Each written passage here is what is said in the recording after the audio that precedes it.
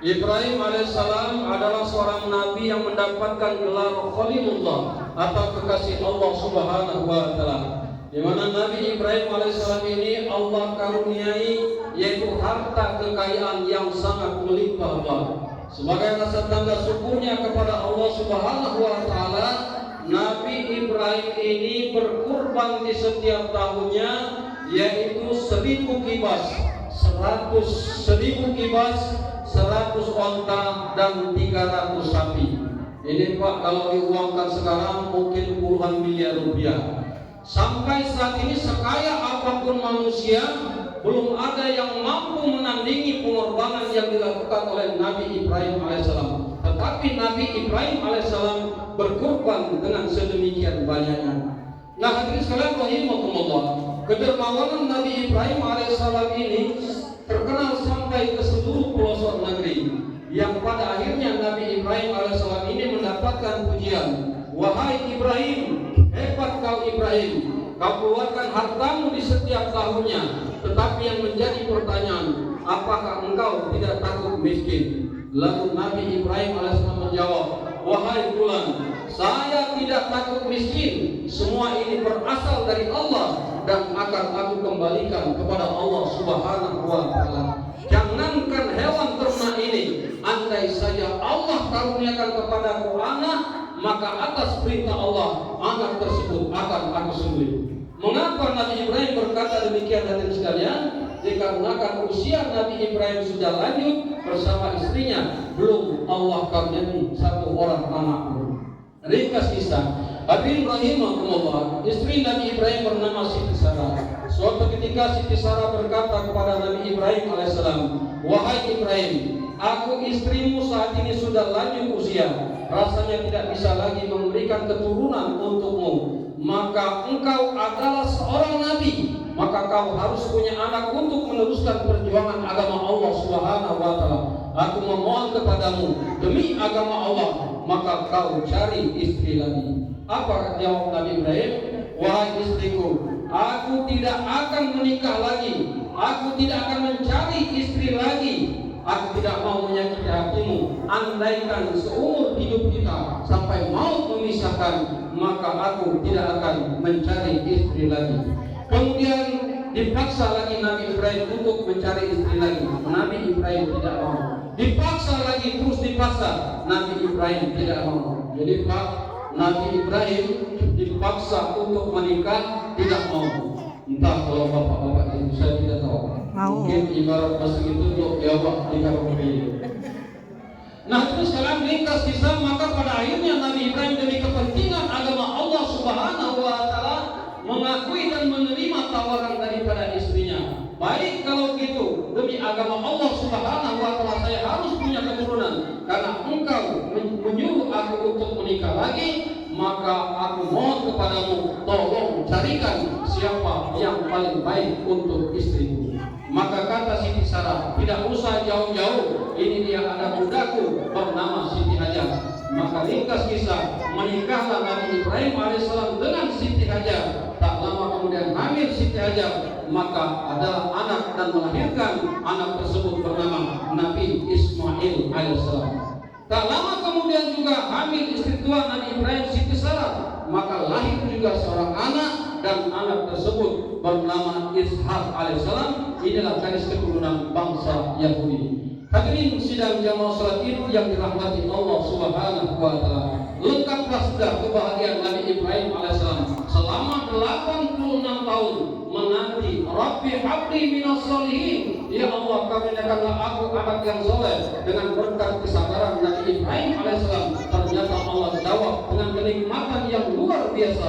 Allah karuniakan 2 anak dan 2 orang istri. Hadirin, di tengah kebahagiaan Nabi Ibrahim alaihissalam bersama anaknya Ismail alaihissalam, pada tanggal 8 Zulhijjah, Nabi Ibrahim alaihissalam bermimpi, Ibrahim, kau pernah bernazar kepadaku, sembelih anakmu, maka atas perintahku sembelih anakku. Maka Nabi Ibrahim terjaga daripada tidurnya. Nabi Ibrahim memikirkan yaitu tentang mimpi yang sedang dialaminya. Maka tanggal 8 Zulhijjah tersebut Nabi Ibrahim memikirkan tentang kejadian. Disebutlah pada tanggal tanggal 8 Zulhijjah, yaitu hari Tarwiyah atau yang disebut dengan hari pikir-pikir, memikirkan apakah ini wahyu atau ini adalah sekedar mimpi. Pada tanggal 9 Zulhijjah, Nabi Ibrahim alaihissalam berlanjut lagi mimpinya. Ibrahim, kau pernah bernazar kepadaku untuk menyembelih anakmu, maka atas perintahku sembelih anakmu. Lalu Nabi Ibrahim terjaga dari tidurnya, dan Nabi Ibrahim pada tanggal 9 Zulhijjah, Nabi Ibrahim yakin bahwa itu adalah wahyu dari Allah Subhanahu wa taala. Yakin seyakin-yakinnya, maka pada tanggal 9 Zulhijjah kemarin disebut dengan hari Arafah atau hari keyakinan yang kita melaksanakan ibadah puasa. Allahu Akbar, Allahu Akbar, Allahu Akbar. Maka diceritakan oleh Nabi Ibrahim alaihissalam kepada anaknya Ismail alaihissalam, nah, ayahmu bermimpi disuruh menyembelih, bahwa ini adalah wahyu dari Allah Subhanahu wa taala. Bagaimana menurut pendapatmu? Lalu Nabi Ismail menjawab, wahai ayah, silakan laksanakan, kalau itu adalah perintah dari Allah Subhanahu wa taala, laksanakanlah. Insya Allah aku dalam kesabaran dari Allah Subhanahu wa taala. Pada tanggal 10 Zulhijjah, maka Nabi Ibrahim mengajak Ismail alaihissalam untuk melaksanakan, yaitu penyembelihan, melaksanakan perintah Allah di Mina. Maka ketika Ismail akan dibaringkan, Ismail berkata kepada ayahnya, wahai ayahku, sebelum engkau menyembelihku ada beberapa permintaan. Yang pertama, nanti kalau ayah akan menyembelihku, tolong tutup mataku. Karena kalau tidak ditutup mataku, aku tidak yakin kalau kita bertemu pandang nanti ayah tidak jadi menyembelihku, pasti ada perasaan iba. Yang kedua, ayah, tolong kalau ayah akan menyembelihku, ikat kaki dan tanganku agar aku tidak meronta-ronta. Yang berikutnya, wahai ayah, kalau nanti ayah akan menyembelihku, tolong pakai pisau yang sangat tajam agar aku tidak terlalu lama merasakan yaitu kesakitan. Hadirin sidang jamaah salat Id ya rahimakumullah, siapapun nanti yang akan melaksanakan penyembelihan ibadah kurban, maka perlu saya ingatkan, sembelihlah dengan pisau yang sangat tajam. Yang kedua, menyembelih hewan itu jangan di tengah-tengah leher, di atas leher sini agar cepat mati.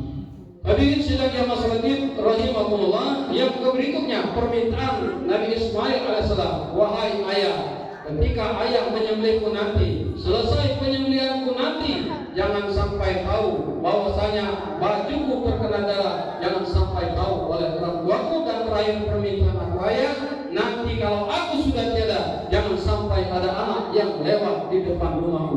Ringkas kisah hadirin sidang jamaah salat Id ya rahimakumullah, Nabi Ismail sudah dibaringkan. Ketika Nabi Ismail sudah dibaringkan, sudah diikat, sudah ditutup matanya, maka Nabi Ismail meminta lagi kepada ayahnya, wahai ayahku, tolong buka ikatan kaki dan tanganku. Kenapa nak? Aku tidak mau nanti dinilai oleh Allah Subhanahu wa taala aku tidak ikhlas menerima wahyu dari Allah Subhanahu wa taala. Maka dilepaskan ikatan kaki dan tangan Nabi Ismail alaihissalam. Ketika itu pisau semakin mendekat. Setelah diletakkan ke leher Nabi Ismail alaihissalam, maka seketika Allah Subhanahu wa taala berkehendak memerintahkan kepada malaikat, malaikat, kau ambil kibas dari surga, gantikan leher kekasihku Ismail tersebut dengan kibas tersebut. Setelah hadis rahimakumullah, maka para malaikat memuji dengan terjadinya yaitu penyembelihan Nabi Ismail alaihissalam. Malaikat semuanya memuji, Allahu Akbar, Allahu Akbar, Allahu Akbar. Lalu Nabi Ibrahim menjawab, La ilaha illallah wallahu akbar. Dijawab oleh Nabi Ismail alaihissalam, Allahu Akbar walillahil hamd. Inilah yang kita baca, yang disunahkan sejak dari rumah sampai kita berdiam di masjid ini, menunggu sholat sampai nanti terakhir kita disuruh untuk senantiasa memperbanyak takbir, tahlil dan tahmid. Allahu Akbar, Allahu Akbar, Allahu Akbar, la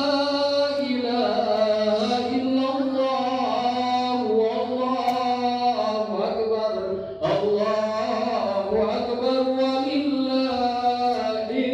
hamd.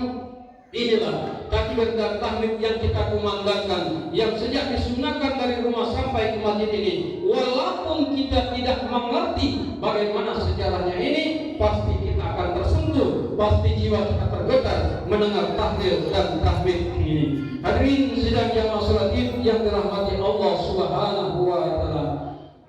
Maka apa yang dapat kita ambil kisah daripada hikmah perjalanan atau cerita keluarga Nabi Ibrahim alaihissalam ini? Yang pertama, hadirin, Nabi Ibrahim alaihissalam ini selalu bersyukur dan bersabar di dalam menghadapi kehidupan ini. Sebagaimana Allah Subhanahu wa taala berfirman, Bismillahirrahmanirrahim, Inna a'tainakal kautsar. Sungguh kami telah memberikan nikmat yang banyak. Sudah banyak nikmat yang telah Allah karuniakan kepada kita. Panjang umur, sehat jasmani, sehat rohani. Allah tutupi aib kita. Maka nikmat yang banyak ditambah lagi kita diberikan nikmat yang melimpah. Maka sebagai rasa tanda syukur kita kepada Allah Subhanahu wa taala, fasholli li rabbika wanhar. Maka kita buktikan, yaitu melaksanakan ibadah salat karena Tuhanmu, dan berkorbanlah sebagai ibadah dan mendekatkan diri kepada Allah Subhanahu wa taala. Maka mulai saat ini dua cara bersyukur kita, yaitu jangan tinggalkan lagi salat 5 waktu.